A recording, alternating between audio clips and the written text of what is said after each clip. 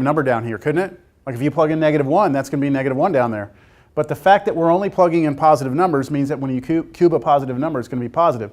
So this is going to be positive down here, and then the ratio of a negative over a positive has got to be negative. On a test/quiz, you have to show these things. Like you can't just say, oh, I'm going to do the integral test and just do the integral. You actually have to show that the integral test is valid for this. So you have to show all this. It's not too bad, right? But you just can't forget it. You have to actually do it. Y'all still there? Still with me? Okay, so we've shown it's continuous. We've shown it's positive. We've shown it's decreasing. And now we need to show it's integrable, which means we just need to be able to integrate it. And I'm pretty sure you're going to be comfortable integrating this. I hope. So last thing is I want to take the integral from 1 to infinity of x to the -2 dx. I could have written 1 over x squared, but I'm going to do the power rule, right? So what is the antiderivative of that? The antiderivative would be -x to the -1, right? -x to the -1. Right? Because if you take derivative of that, that becomes positive, and then you subtract, and that's it. So we're okay? And we're going to be evaluating this. This is an improper integral, isn't it? Because we're going to infinity. So we're technically supposed to take a limit here, aren't we? But I'm not going to because we've progressed beyond that. I'm going to leave infinity in as a limit of integration, and understanding that what I'm doing is taking a limit. All right? So I'm going to rewrite this. Rewrite that as -1 over x, because that's what it is, right? And I'm going to evaluate this infinity and then 1. So what would happen if I now let x, I'm like plugging in infinity, even though we can't plug in infinity. I'm taking a limit, I'm letting that become infinite. What does that go to? 0. And then I'm supposed to subtract from that whatever I get when I plug this in. What happens when I plug in that? Get -1. So minus -1 is 1. Right? So what does that mean? Therefore, this series, what? Converges. Converges to? We don't know. We don't know. Remember, this is the area under the function, not the area of all those little red boxes I did, right? We said that we did all those little boxes, and we said we're going to come in with the function. See, the function includes all that crap in here too, right? All that little region that's in between the boxes in the curve. Now, that's a finite area, but that doesn't mean that our series has the same area. So it just tells us it converges. That's all it does. The only series that we can find the sum of are geometric and telescopic. Right now. Later on, well, I'm just saying not now. In this class, we will only find the sum of geometric and telescopic. That is it. At the end of the semester, I'm going to offer a bonus lecture. I know, I hate to say it like that, but that's what it is. Where I'm going to talk about Fourier Series. We don't have time for it in here, but I will actually be able to show the sum of a certain series using Fourier Series. And if you attend that little bonus lecture, you will see the difficulty it takes to find the actual sum of some of the series. Now, a computer would do a real good job on this, right? Because it would go out, it would get close to the number. Should we see what it is? Let's see what it looks like it is according to the computer. 1 over n squared. 1.6, can y'all, oh, y'all can't see that. Here it is right here. That's the only thing that matters right there. So if I start popping this thing out, 1.6, it's going to converge, which means it's not going to start blowing up. 1.64 something. Oh, wait a minute. Hold on. Something's wrong. Hold on. Oh, you're looking at it's not S again. Did I start at 1? I did, right? No, it's because it's including that first box. Okay, so look. Remember when we drew this, we had our first box right here? Right? That's actually included, but when we do the integral is going to start at 1, right, and go this way. So this area right here is finite. Okay, so that means that series from here on is finite. Adding one more box in front does not change what the actual series is. Like, it changes its value, but how do I say this? If a series converges to a number, adding one more number to that number still is convergent.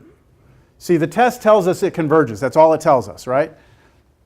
We need that first box in here. So if we add 1 to this, to our answer, right? What was our answer? Our answer was 1, right? So this thing is the area. Okay, let me do it this way.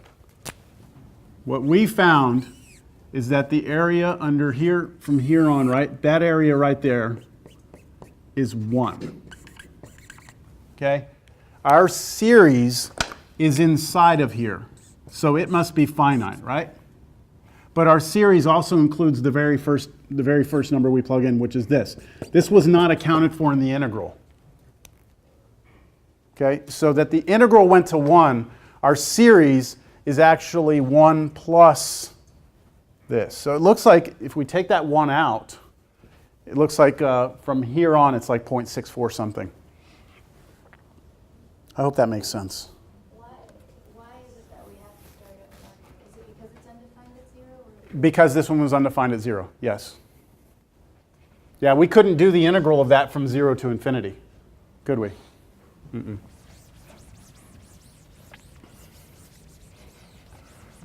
All right, so all the test does is tells you that you have convergence or divergence. That's all it does.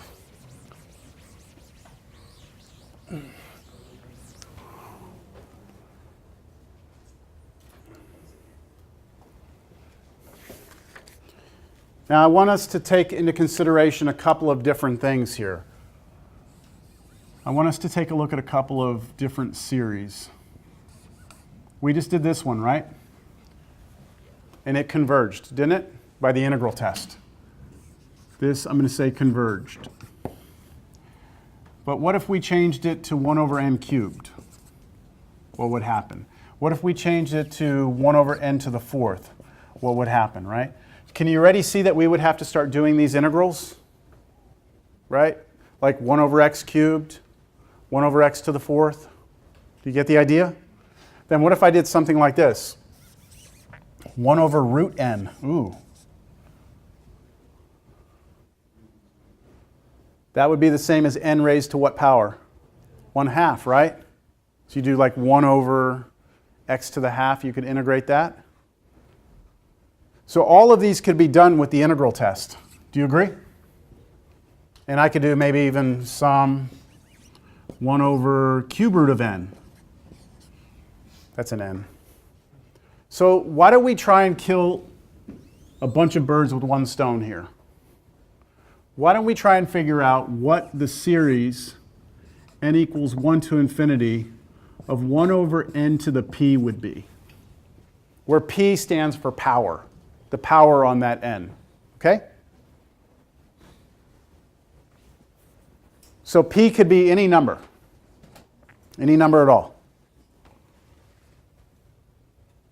So I'm going to do this with an integral test.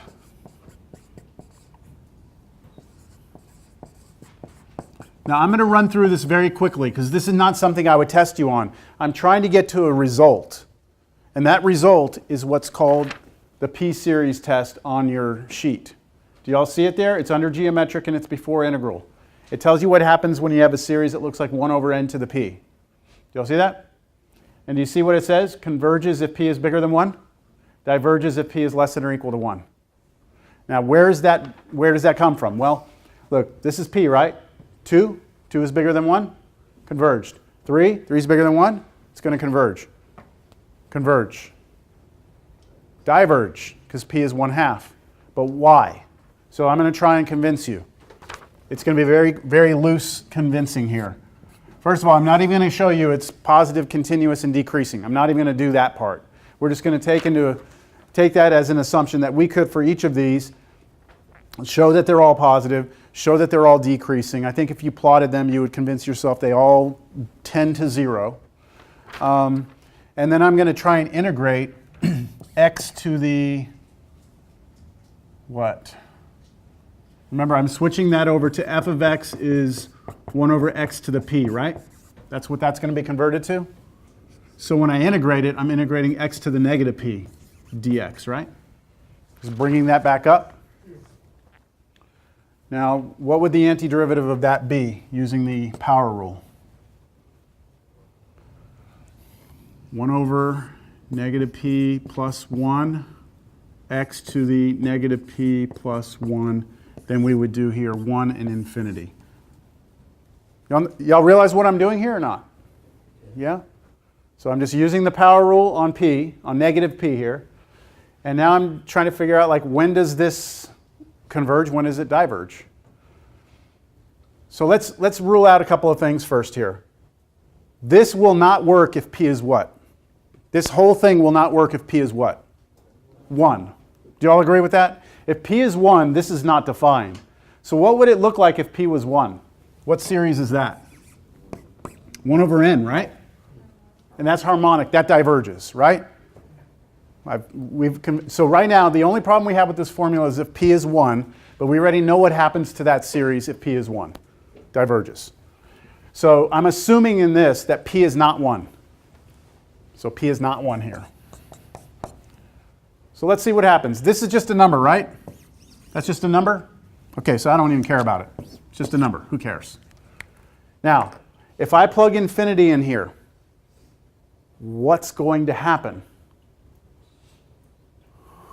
It's going to look like this, like x to the negative infinity plus 1. Something like, I know it's ridiculous to plug infinity in, but you're saying you're going to raise x to a number that gets... what am I doing? Sorry. Infinity to the negative p plus 1. That's what I meant to say. So I'm taking a number that's getting really big, right? And I'm raising it to some power. So I can't tell you whether or not this gets big or not until I tell you what the power is, right? If that power is positive, then what happens? You remember that bonus problem that I gave y'all? I know some of y'all did it where you were trying to show like what happens. It was an integral thing. This was basically what it came down to, is this right here. If you have a number right here, let's just pick a number, let's just say 1,000. And you raise that to negative p plus 1. If this number right here is positive, then this is going to stay being a big number. But if this number here is negative, then you drop the 1,000 to the denominator, and now it becomes 1 over 1,000, which becomes very small. So the idea on this is that if that right there is bigger than 0, positive, then what happens? Then this thing gets big, right? And diverges. But so this means divergence. And then if negative p plus 1 is a negative number, then it's going to mean convergence. And then all you have to do here is just move this p over.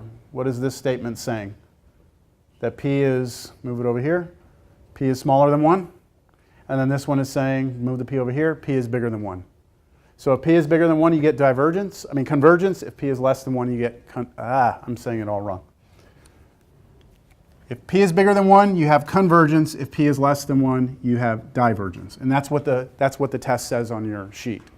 So that was just a very loose approach, because I don't want to take the true like 30, 45 minutes it takes to show that very precisely.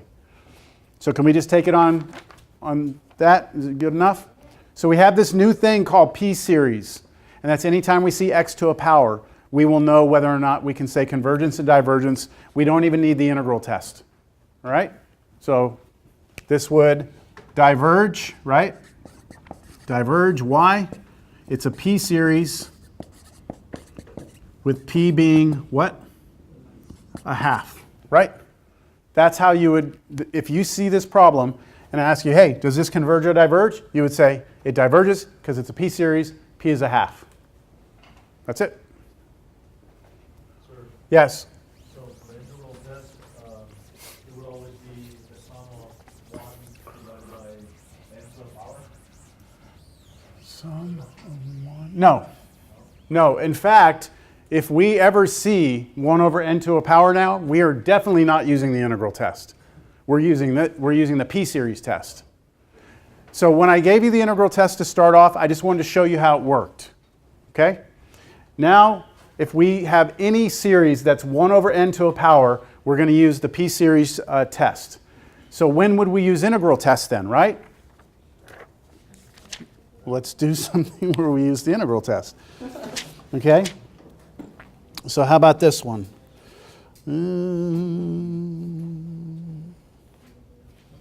Oh wait, I have one in here. That works. Yeah, here we go.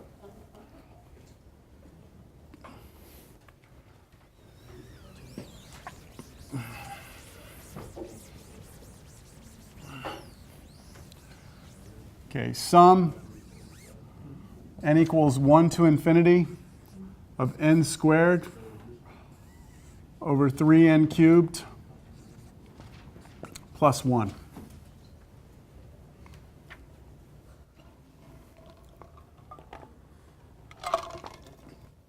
I should add a little asterisk here. When you're given a series and asked whether or not it converges or diverges on a test or on a quiz, you can actually show it different ways. Like you might be able to show it using the integral test, but as you can see, there's a bunch of other tests that we haven't talked about, right? So you might be able, one person might say, hey, yeah, I'm going to do this problem, I'm going to use the integral test. And then you have another person who's like, oh, no, I'm going to use the comparison test. Another person's like, no, I'm going to use the ratio test. And all 3 students could still get to the same conclusion using 3 different tests. But sometimes one test is better than the other. So there's no like, always do it this way. It's more like, hopefully you're comfortable with the different techniques and you try what you think is going to work. So it's not as black and white as we would hope it would be. All right, there we go. Huh? Is there a test that's safer than others? No. There's some that are nicer than others, like easier to use. Yeah, I mean, my favorite test on this whole thing is the ratio test, but you'll see why later. That's a super powerful test. All right, here we go. Right now, though, all we have on our plate is nth term test. So let's do a quick limit of that piece right there. We get infinity over infinity, L'Hopital a couple of times, and you're going to wind up getting like 0. So that test fails. All right, so then we move on. Is it geometric? I don't see n in an exponent, so it's not geometric. Is it harmonic? Definitely not harmonic, right? Is it telescopic? Well, I'd have to somehow be able to do partial fractions on the bottom. But that right there, no. Maybe I could, but man, I really don't want to. I really don't want to.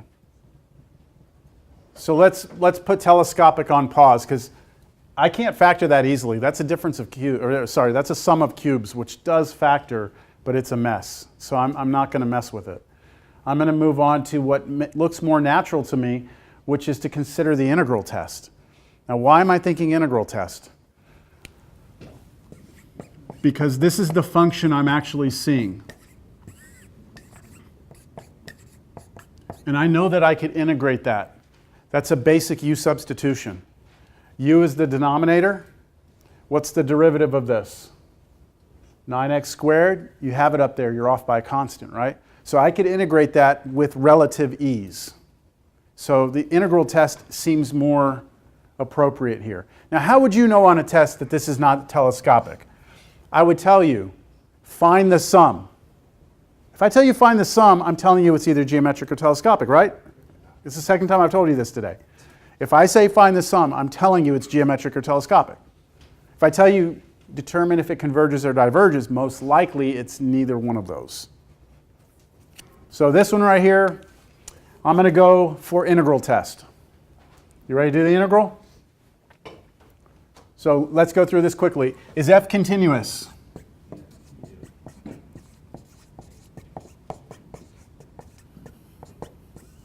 F continuous? Yes, right, on 1 infinity? Yeah, because I can only get a negative I can only get 0 down here if I plug in a negative number right there, right? So the only way I can get 0 here is if that's a negative, and I'm only looking at positives. Is f positive on the interval 1 to infinity? Yeah, positive number. This is always going to be positive if I'm plugging in a positive there, so that's good. We also have to show it's decreasing. How do I show it's decreasing? Crap, derivative. Okay. But, you know, I'm sitting here, I'm thinking to myself, yeah, I want to be an engineer, so I should not be afraid to take derivative of this, right? I mean, it's not that big of a deal to use the quotient rule. Right? I have to convince myself that that's always negative. Okay, so how can I convince myself that's always negative? Well, the denominator is always positive. That you good with? Because that's something squared. All right, now what about the numerator? I'm actually going to need to expand that out. So what's my numerator when I expand it? 6x to the 4th? Then what? Plus 2x minus 9x to the 4th. We good? These two come together. That's negative 3x to the 4th. Plus 2x. I'm going to factor out an x. Remember, this is all over a positive number, right? And so I'm going to factor out an x. If I factor out x, I'm left with what inside? Negative 3x cubed plus 2. I'm going to write it backwards. Okay? That's all over a positive number, right? If I'm on the interval 1 to infinity, then x is always positive, right? So this number right here is always positive. And what can you tell me about that number in here? Yeah, this is 2, take away 3, and I'm plugging in numbers here that are always 1 or more. So if this is always bigger than 1, then when I cube it, it's always bigger than 1. And that means 3 times that will always be bigger than 3. And 2 minus something bigger than 3 is going to be negative. So I think at this point right here, you could say that this is always less than 0, right? This all right here. But again, you have to kind of get to it. You have to get to that point where you can rationalize it and say, oh, okay, yeah, that's always a negative number. Therefore, it's decreasing. So f is decreasing.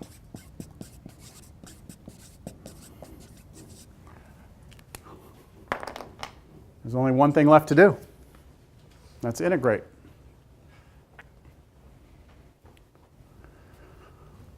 So integrate 1 to infinity of x squared over 3x cubed plus 1.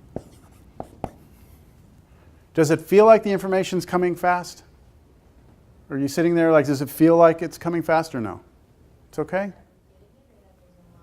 I mean, I don't know. I mean, just, like, do you feel like you're understanding what I'm doing here? Okay.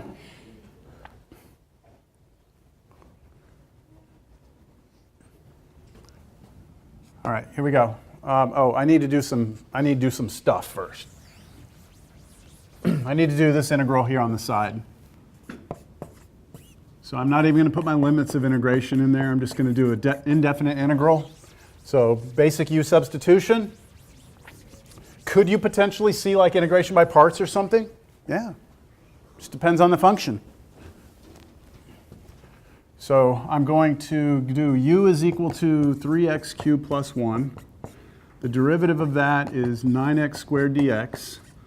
I have x squared dx, but I don't have the 9, so I scale it by 9.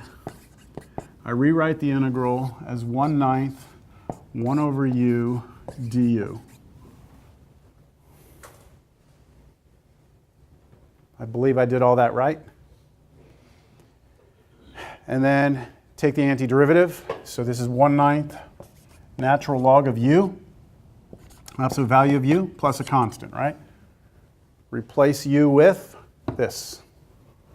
1/9 natural log of 3x cubed plus 1 plus c. Okay, so that's all like the very beginning of this class, basic u sub. But now I can come back here and I can say that this is equal to 1/9 natural log of 3x cubed plus 1, and I'm evaluating this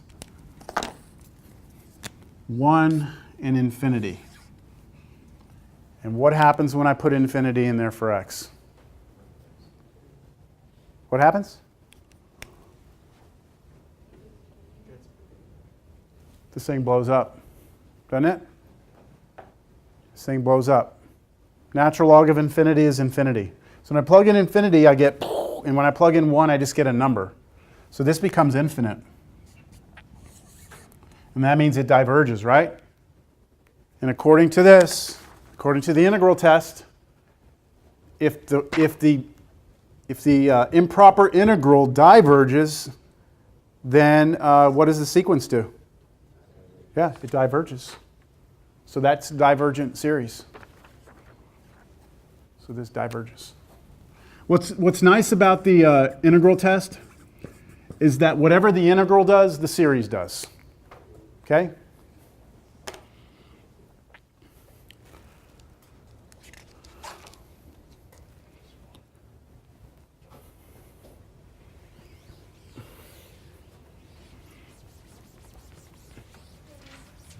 Let's see if you can follow me. I've got 10 minutes. That's plenty of time to talk about the next test. So it's probably going to seem like the information's coming faster, and that's because it is. All right, comparison test.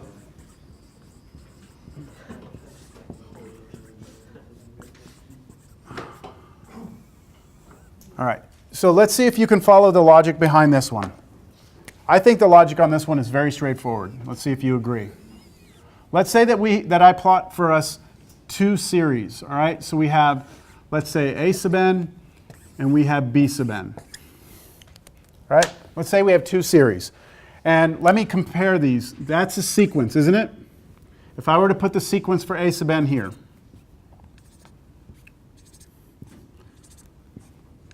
there's the sequence a sub n. It's going to 0, right? It has to go to 0. If that sequence doesn't go to 0, it diverges. So let's assume that that is doing that. Let's say this sequence right here, b sub n. What if I tell you that that one is always bigger than the blue one? Okay? In fact, I will make this, let me make sure I match what they do on here. Yeah. Okay, so what if I tell you that this one is always bigger than or equal to that one? Nope, erase that. Don't do that. Don't do that. What if I tell you that this is true? So like if you go out to the first one, the b is bigger than the a. If you go out to the second one, the b is bigger than the a. Third one, the b is bigger than the a. So this is always true for all n. Okay, what if I tell you that that's true? Okay, got me so far? And then what if I tell you one more thing? That series converges. What do you think you can tell me about this one? That one must also converge, right? Because if you're adding up all these red ones, saying that plus that plus that plus that plus that forever adds up to be a number, and then the blue ones are always smaller than it, then the blue ones have to add up to be a number also. Yes? Yes, but we're not, yeah, it's very good. This is almost like the integral test, but we're not using an integral, we're using a different series, right? Very good. So, do y'all all follow that? We start with a series we don't know about. We see if we can come up with this. We have to actually figure this one out on our own. And then what we do is we compare the two. And if this inequality is true and that's true, then that one must also converge. Now, what if it's the other way around? What if I had this situation where I told you that this was backwards? Okay, so watch. Let's say we have some series, we don't know what it does. We bring in this other series, and that series is always smaller than it. So that means the red series is here. Can I say the same thing? Can I say if this converges, then that one must? Why not? If this converges, that means that this, like this plus this plus this plus this, that adds up to be a number, right? But the blue ones are bigger, so it could add up to be a number, it could not, right? What do you think I can say, though? Not if this one converges, this one must converge. If this one diverges, then that one must diverge. So if this one diverges, then that one must also. Because if the red one adds up to be an infinite amount of, right? If the red one is infinite and the blue one's bigger, then the blue one's got to be infinite. So this is the comparison test. I'm going to do the comparison test. See, that only took me 3 minutes to explain. Now let me just do an example. You have to see it in action. I hope that you can somewhat see from that what I'm trying to do. So let's do the problem that we just did. What was it? N squared over 3n cubed plus 1? Right?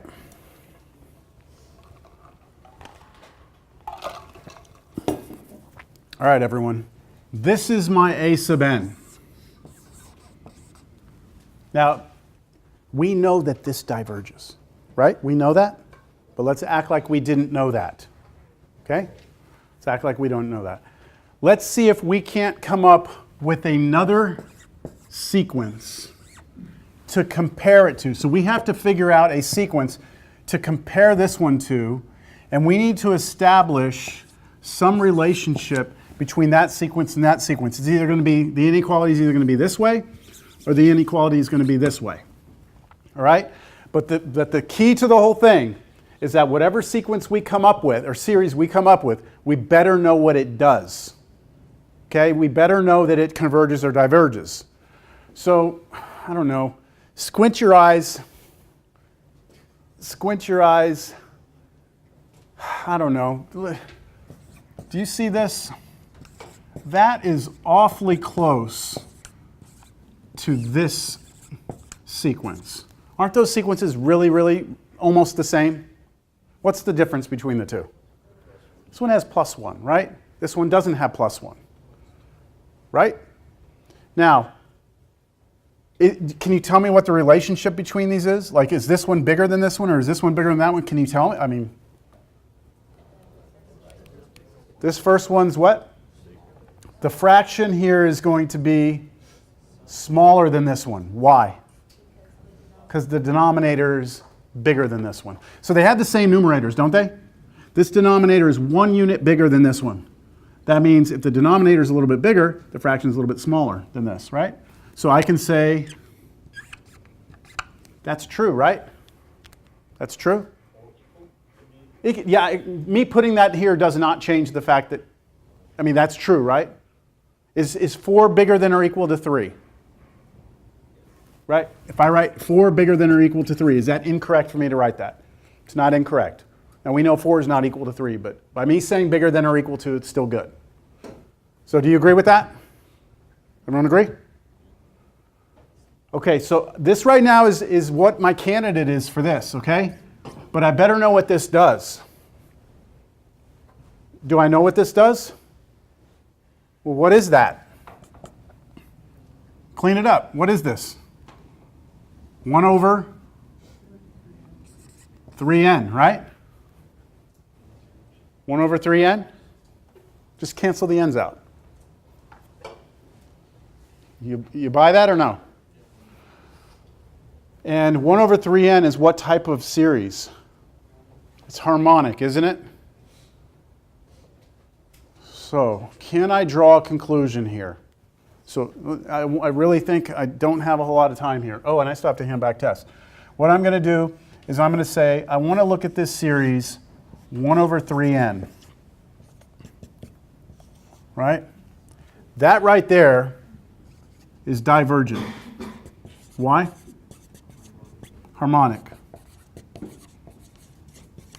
Now, this was the relationship we had established, wasn't it? The sequence that I was looking at was always bigger than this sequence. Is that going to work? What is this series doing? This one is diverging, right? And this one's always bigger than that one. So on a picture, this one is always below, right? Is always below this one. Do y'all see the picture here? The red one from this is always smaller than or equal to the blue one, which is that one. And this one is divergent, which tells us nothing, okay? Because what I needed was for this to be the other way around. If this was the other way around, then I could have. Do y'all see that? So this comparison, although it was clever and looked promising, failed to give us a result. So what does that mean? I need to come up with a different function or a different series to compare it to. And that's where we'll pick up next week. So is that series H made up the square? I made that up. I made this up. Yep. Now I made it up because I knew that there was a relationship here that I could establish easily. And then I also knew that this was going to become harmonic. The problem was that that still didn't tell me anything. Now, what if this had converged? If that was convergent and it was above the other one, then it would have converged. Okay, you want your test. Sorry.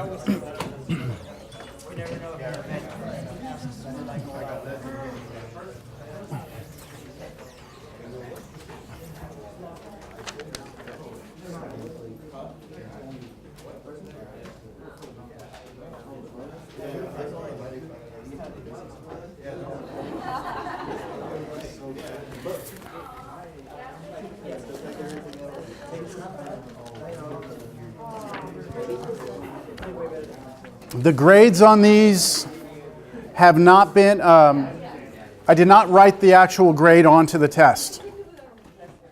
But the way